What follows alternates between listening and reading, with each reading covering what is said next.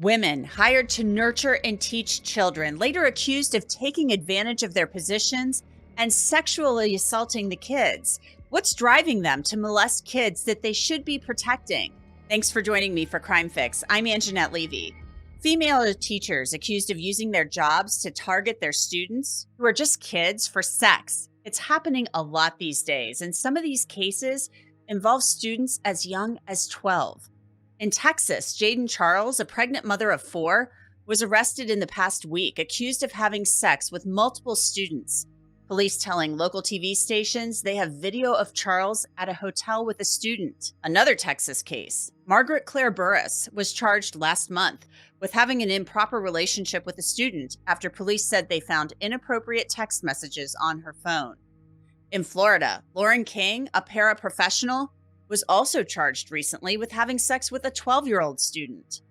I can remember back in the 90s when Mary Kay Letourneau was arrested and charged with raping her 12-year-old student, Billy Falau. Letourneau served time in prison and even gave birth to 2 children fathered by Falau. They even later married. The case was shocking. People couldn't believe it. Now it seems like we're hearing about a female teacher being arrested every other week somewhere around the country for having sex with a student. With me to discuss what seems to be an epidemic of female teachers being arrested for sex crimes with students is Chris Hansen. He's an expert in this. He's the host of Takedown with Chris Hansen. He's also the co-founder of the TruBlu Crime Network. Chris, I just can't get over the number of female teachers who've been arrested recently. We've covered at least 10 or 12 of them just in the last couple of months across the country. So what is going on as far as you can tell? Are we just not screening these people properly, or are we hiring people who are too young and too immature to handle these positions? I would almost buy into the age argument and the maturity argument, Angenette, except for the fact that we've seen cases of offenders involving crimes like this who are in their 70s on the most extreme side. This has happened so much in the last 18 months that we at TruBlu have actually commissioned a documentary looking at the root cause of this, trying to find out. And I don't pretend to have the answer to that question. We are delving into it. But I can tell you, based upon all the hundreds of predator investigations that we've done and continue to do at TruBlu, you see trends. And what causes the trend? The offense typically has its roots in fantasy, many times in porn. And so if you're seeing teacher-student fetish porn on one of the social media hubs or platforms providing this sort of material, you ultimately will see this play out in real life. And I think that may have some effect on what we're seeing now. There's some fantasy brewing out there in a certain section of our society that's being played out. And that's part of what I think we're seeing here now. That's an interesting take from you, because I think that is a legitimate concern. The pornography aspect of this, it creates this fantasy, but also, I mean, this is illegal.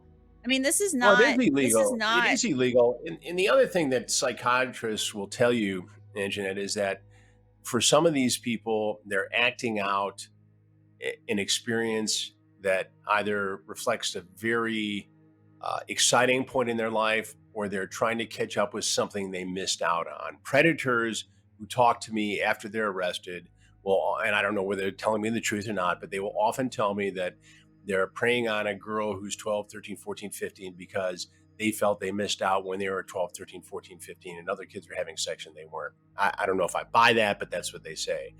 And the other thing psychiatrists and therapists will tell you is that in the case of a female teacher who's exploiting a young male student, it will represent a happy, pleasureful, pleasant time in their lives. And they want to recreate that experience at the cost of exploiting a child.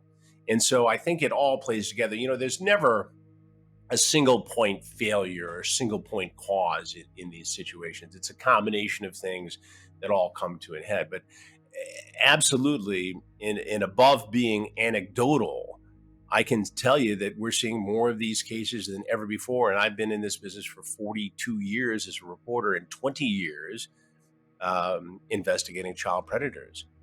Literally 20 years ago this month, we did the very first investigation. And, I've come to learn a lot about these crimes. And so I think there's very definitely a link with porn and fetish porn involving teacher-student scenarios. That is very interesting. And part of me, it almost sounds like there's an arrested development kind of thing going on here as Well, I well. think And that's I'm like, part of it too.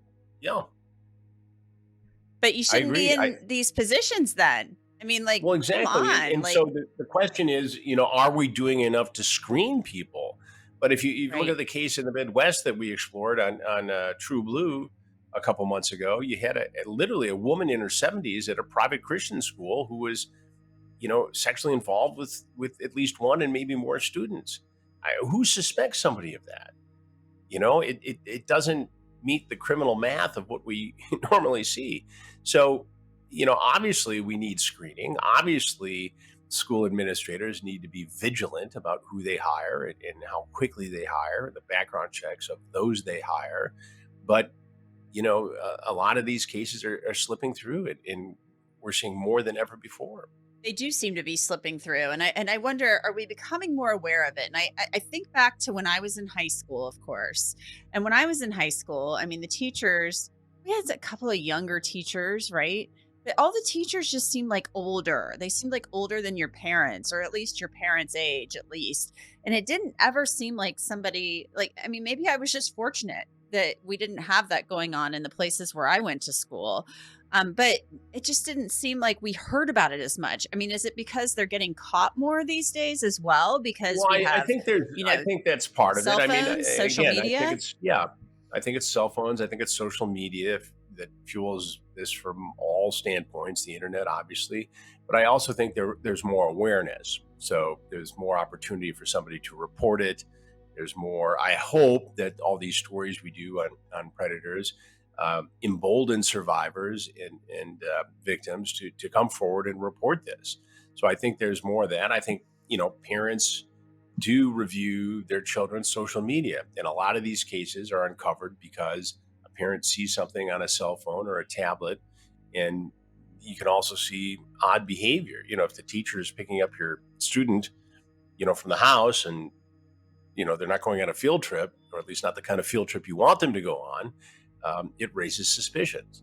But all predators, predator teachers included, prey on those who are vulnerable. So they will try to find kids who fit the scenario of somebody who may not tell or who may be vulnerable for a number of different reasons. And that's what predators do. So that's why some of these cases go on for months, sometimes many months before they're reported and uncovered and investigated. But, at least now, because of all the awareness and all the investigations that, we've done and so many different law enforcement agencies across the country have done, the justice system takes this seriously. It's not just swept under the rug. These cases are prosecuted. District attorneys across the country take it very seriously. Law enforcement takes it very seriously.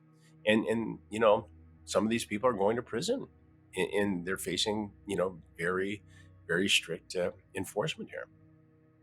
What do schools need to do to screen better for this? I mean, do you have any idea? I mean, do we need a more stringent interview process? Do we need like a psychological evaluation of these teachers before they're hired and these paraprofessionals? Well, I think each state has a responsibility, and the federal government has a responsibility to set a baseline of a background check. So obviously, there's a criminal background check. There should be some sort of interview that is conducted by a school administrator who is practiced in psychology and perhaps psychiatry to say, okay, does this person seem fit? There's no 100% guarantee on any of this. You know that. You've been in this business too long to know that you can't, Right. have a People can 100% slip through. dome of safety. Yeah, people slip through. And that's unfortunate, but that's part of, reality. But we can do the best we can to prevent that from happening. And it doesn't appear in some of these cases that's been done. Sadly, you can't always assume that everybody's a good person. Um, I think sometimes you have to assume that everybody has, an element of badness to them or evil to them. And that's unfortunate. But when it comes to teachers and the safety of our students and our children, I think we need to take that extra step. And talk to your kids every day. I mean, Well, I my think, son and look, comes home from school. I this is right. This is my mantra. Because all this is going on, because the police can't be everywhere, the feds can't be everywhere, school administrators can't be everywhere, your best defense on all of this is the relationship that you have with your children. And especially in the early stages of children having access to the internet, the first conversation is there are adults on the internet who like to trick children. They will right. pretend to be children in order to trick you. If you don't know them in real life, you don't know them as friends on the internet. That's how it starts. And as kids mature and they have greater access to the internet, you need to ratchet up that conversation. But you also need to, talk about adults in their lives. And, we want to look up to our teachers and our principals and our coaches. But, if something happens, come to me. It's the same with sextortion. So many of these kids are afraid to tell their parents they made a mistake and sent a sexually explicit picture thinking it was a girl and it was actually an extortionist from half a world away. And they're committing suicide over this as opposed to saying, I messed up. And no parent would not understand that. And so they're, especially when it comes to boys, 12, 13, 14, 15 years old, their brains aren't fully formed yet. They don't get Right. all that's happening to them. And They're so, impulsive. we Yeah. want to protect our girls, but we have to protect our young men too. And they have to know that they can come to you if there's a problem. And that is still, the best defense of your family, of your children, is to have that conversation. And it's not easy to have always, but you need to have it. Yeah, every night I ask my son, "How was school? What happened at school?" Yeah. Just I don't force him, but I Sure. I do, and we have these conversations ever so often about how not everybody is a good person. So Right. I And just you think can back to these slough it things off, like slough it off on me and my investigations. I mean, so you got to watch this. I haven't This guy, introduced my this son guy is yet to telling Chris stories. Hansen. Yeah. Well, and maybe it's Baby not age steps. appropriate yet, but I mean, there's always a reason to raise alarm without you being overprotective or seeming overprotective. You can always blame it on somebody else that I saw this and I just want to make sure. I know it sounds silly and extreme, but I want to make sure this isn't happening at your school. And you just know that you can tell me if something weird or like this happens. Again, blame it on Hansen. That's fine. I'm comfortable with that. We will blame it on Hansen. Chris Hansen, thank you so much. I really appreciate your Thank you, time. Angenette. I appreciate it. Thanks for having me. And that's it for this episode of Crime Fix. I'm Angenette Levy. Thanks so much for being with us. We'll see you back here tomorrow.